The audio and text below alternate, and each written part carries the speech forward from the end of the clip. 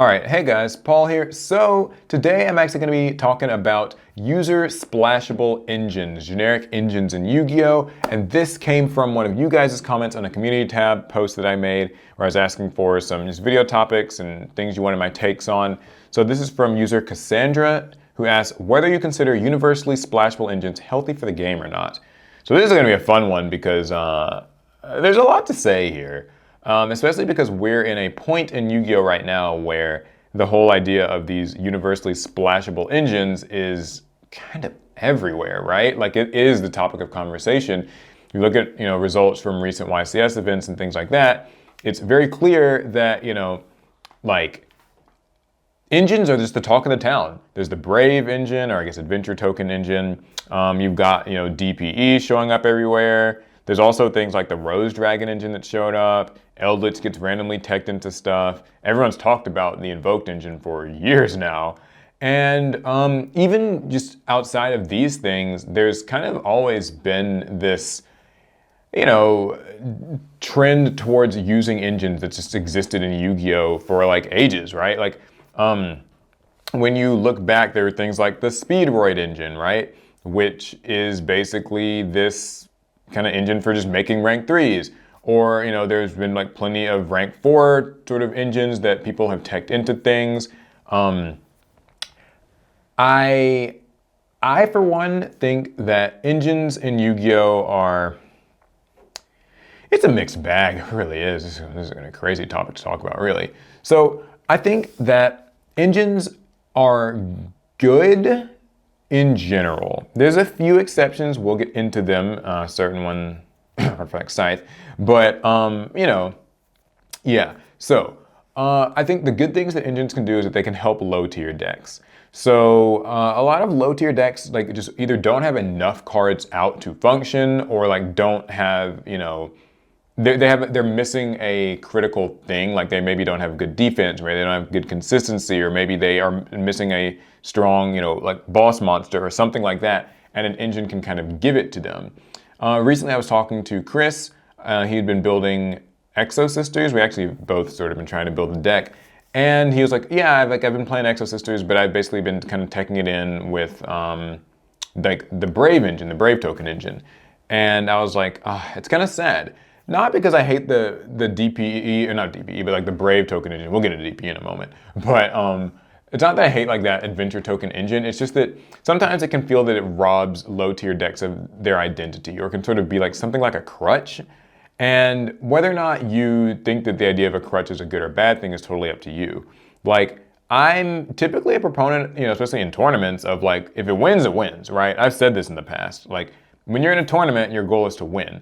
But on the other hand, when you want to enjoy a deck and you want to enjoy an archetype, it sort of sucks when you have to limit how many copies of cards even from that archetype that you're using, and instead just kind of fit in space for, Rite of Aramesir and Water Enchantress and all these things, Fateful Adventure, Griffin. It's taking up slots in your deck, and it's kind of diluting your deck with a strategy that is very much divorced from its own. Now, I guess I shouldn't say divorced from its own, because like some of these engines can have great synergy, like with the DPE or Destroyer Phoenix Enforcer engine. Some decks synergize really, really well with it. They want the ability to kind of like have stuff get popped. Or maybe it's like Despia, where, fusion monsters are kind of what they do, and a lot of their effects revolve around fusion monsters, like getting summoned to the field, or when they get destroyed, or, this and that. So there can definitely be like cool synergies that this introduces. But I do sometimes feel like, robbing a low tier deck of its identity can be sort of lame. And also it still means that when you're playing this lower tier strategy, when you don't see the cards you need for, like, let's say the Adventure Token engine, then you really feel the effects, because it's like your deck is just back to being not fantastic anymore. But that's not really, whose fault is that? That's just breaks happen. You can't really blame much of anything. Some of my favorite engines, though, have been things like the Dogmatica engine. I know that's been one that's sort of been hotly debated. It's not really all that popular now. They put Nadir Servant to 2, and magically this engine sort of disappeared off the face of the earth. So I guess they did their job. But yeah, the Dogmatica engine's really cool. It's one of those engines that feels pretty separate from most decks. Separate in the sense that like it rarely will support a deck, whereas like DPE and maybe even Brave Token can like sort of support a deck. Like Brave Token has a discard component and kind of gets you like materials in the field and that sort of thing. Maybe it can work with like Tinny. I feel that oftentimes Dogmatica, Ecclesia being summoned and like, all that doesn't really make a huge difference. Sometimes Nadir Servant can, because if your deck has like Heralds, and that's like something you can search off of when you send it, or other kind of similar things. Totally awesome, can search a water monster. So like Dogmatica can be pretty fun. And like Invoked it's a mixed bag. I think people are just kind of worn out with Invoked. But yeah, these decks can help low tier decks. Sometimes they can rob them their identity. Now, also, I guess there's like two, I don't want to call them problems. I'm trying not to use like strong words like this is a problem. But sometimes engines can start to run together.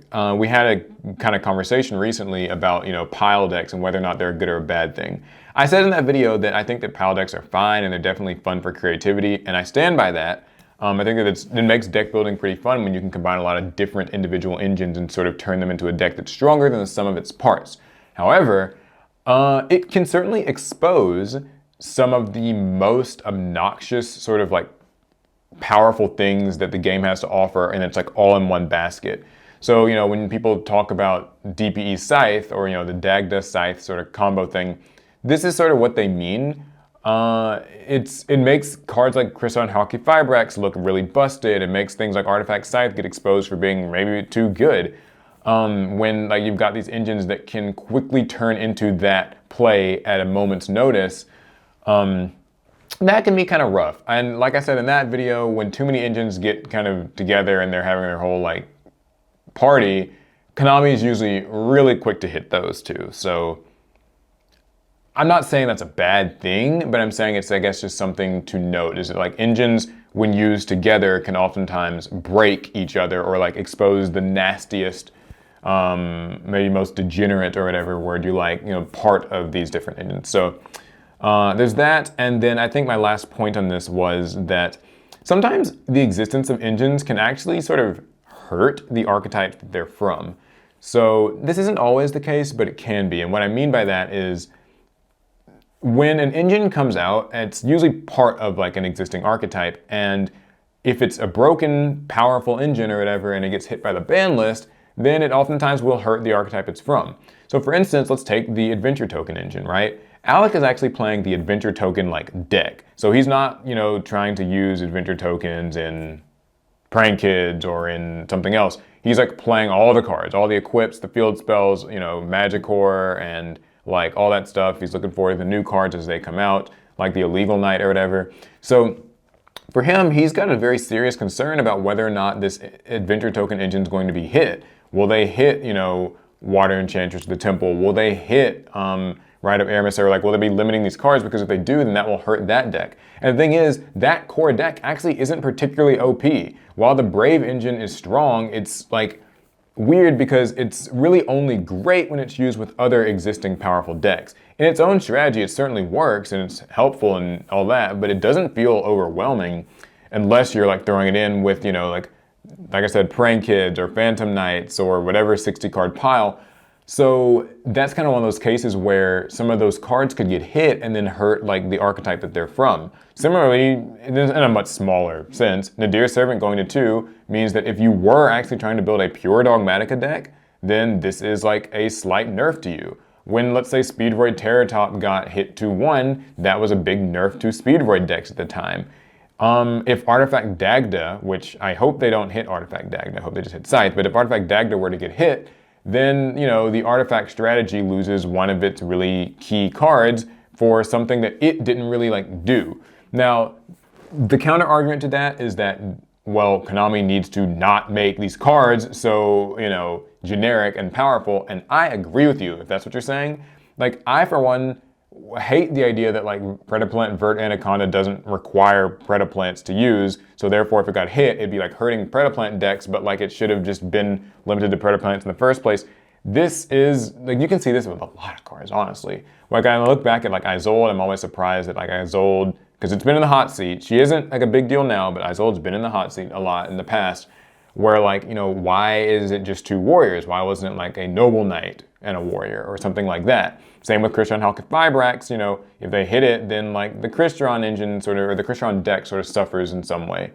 So this can happen, and it sucks when it does. It's not like the Archetypes' fault. It's probably Konami's fault for making things generic, but then it's like, well, if they don't make some things generic, then it makes deck building feel like it's completely siloed off, and then like you're losing that creativity and that fun factor. So I don't know if there's like really an answer to this. And then I guess my last small little point on that too is that sometimes it can make certain parts of a deck really expensive. So if you're like a big Destiny Hero fan, getting Phoenix Enforcer, Destroyer Phoenix Enforcer is pretty rough because he's expensive, and like maybe you just are used to being able to play your Destiny heroes in an affordable way, and now you gotta get this big $80 or $100 or $200 card in some cases.